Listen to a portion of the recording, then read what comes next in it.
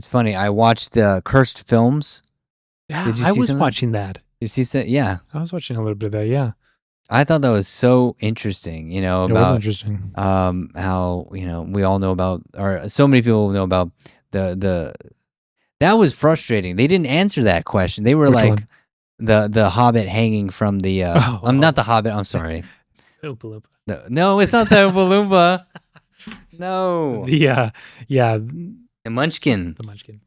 or the little people is what they Right. called it in the film. And what was pretty funny too is that they talked about how, and I'm spreading this that probably is like, it's not true at all. And poor people, they were like, there was a rumor that spread, and you know who spread it? The actress who played Dorothy, I forgot her Judy Garland. Judy Garland, yes.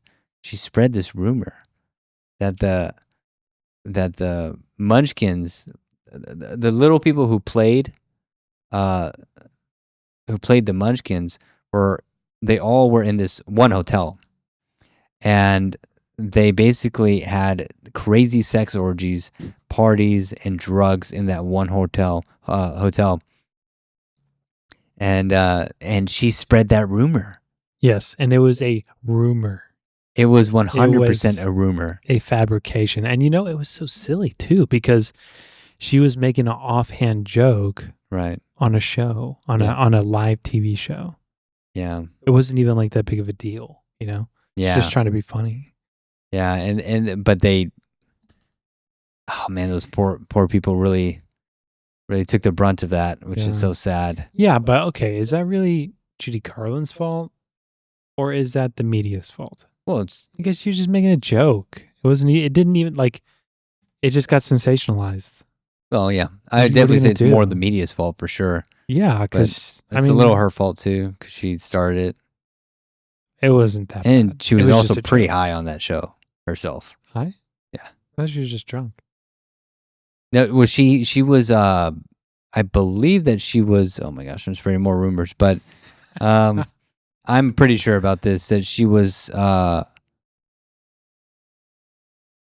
on pills or something? She was on pills. I forgot what the name of the Okay. pills were. It was certain type of inebriation, but Mm. yeah, I mean, it's just certain types of pills. I think it was the Jordan Belfort pills. I forgot the name of those, but Preludes? Quaaludes. Yeah, I think so. I don't know for sure. It was, prescribed. back Yes, then. it's a type of prescription, dude. Like, Yeah, it was prescribed back then. I mean, I don't Elvis I don't want to be took Quaaludes. Yes, I don't want to be spreading rumors. So Judy Garland, pills. What kind of barbiturates? That's right. That's That's why I was like, that's Okay. what I had on my. So by the time 17 years old, Garland finished filming Oz. She was already addicted to barbiturates and amphetamines. She was 17? 17. Oh, wow. I didn't know that. And I remember in that film, they did that for her because they wanted her to stay skinny. And because she was already growing so much, because she was going through puberty during the filming process. Really? Yes. Oh. She was, so She she was was late? She was like a late bloomer type of thing? Yeah, I think so. Like she Oh, was, wow. she was changing so much Wow, that's crazy. that they were like, she was gaining weight, and they were like, you need to like not gain weight, stay skinny, and we need you to be peppy, all the time, so that you can keep that youthful look and that vibe. So they gave her barbiturates and amphetamines to keep her skinny and to keep the energy really high. Well, that can't be good. Definitely wasn't. Definitely was a bad idea. Yeah. Well, those were the practices back then, fortunately. Yes. And the fact that, well, the other thing that's so sad is you watch that film again. My God. A work of art. Yeah. Beautiful. And on top of that, she was an absolutely gorgeous, beautiful woman. Beautiful young lady at the time, Yeah. And it's just so sad to see that happen to her. You look at her, because I think right after that too, she was on film after film after film after film, and I've been meaning to watch the Judy Garland films. Because she's so extraordinary in The Wizard of Oz, right? Yeah. Yeah, for sure, man. I mean, I think a lot of those actors at the time were so extraordinary. Like, Oh yes. I mean, so much more than you would think, or just, it's like, I mean, sometimes it's a little hard to relate, it being so back, Right. back in time. But a lot of them were just, it seemed like they were just so well trained and passionate and creative, I mean, um, I don't know that maybe it's just romanticizing that era, but like, I feel like that's how I feel about them, Yeah, me too. Me too.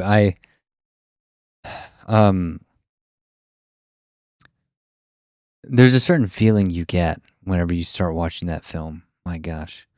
There's this nostalgic, a little bit of a slight hint of, I don't want to say terror, but it's strange how that film can instill fear in you, even when you know what's going to happen. And in the beginning, Mm-hmm. it's a strange mix of combination of emotion, right? I mean, I've been meaning to watch it again. I mean, we've watched it so many times as children, Yeah, for sure. so I know how it feels. But it's interesting to watch movies again that you've watched. So it's like, we tell people every time that we love Braveheart, right? Mm-hmm. And we will always love Braveheart. And, rewatching that film as we're older, right? How did you feel about the last time you watched that film? What did you take away from it that for the 28th time that we've seen it? Mm-hmm. Yeah. The last time that we watched it? Yeah. I'm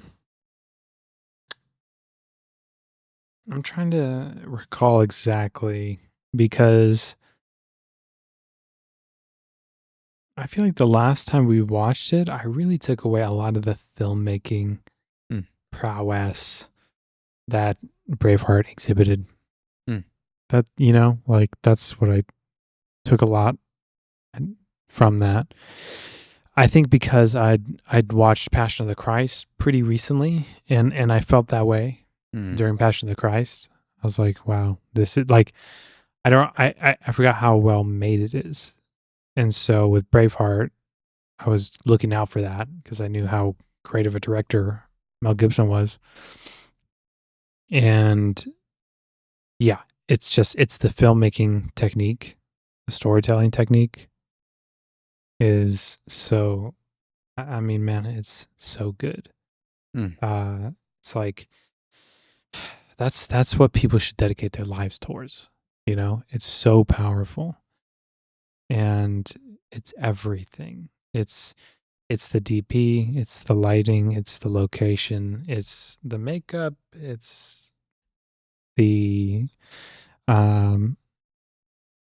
like the set dressing. I mean, It's unbelievable. It is everything. Acting, of course, and the music, because that's what I took from it as well. The score. Oh my gosh, dude. Is The flute. so powerful, dude.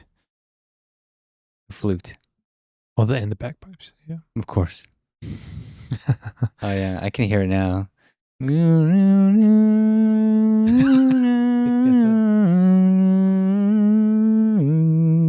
Yeah, then the orchestrals swells.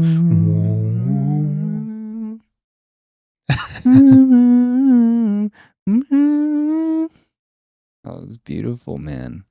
It's amazing. What is it? The Sound of a Thistle. I think is the name of my favorite track. The Sound of a Thistle. And it's that, oh my gosh, those child actors are outrageous. But when she hands him that, it's a beautiful display of the masculinity and femininity in early forms.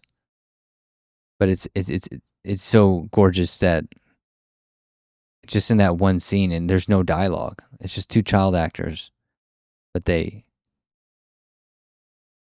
she hands him a thistle, basically a flower, and he cries, for her in that moment, because of his father died. Right. Right. Mm-hmm. So she helps him heal. And I love that message because I believe that message. I believe women have special healing powers.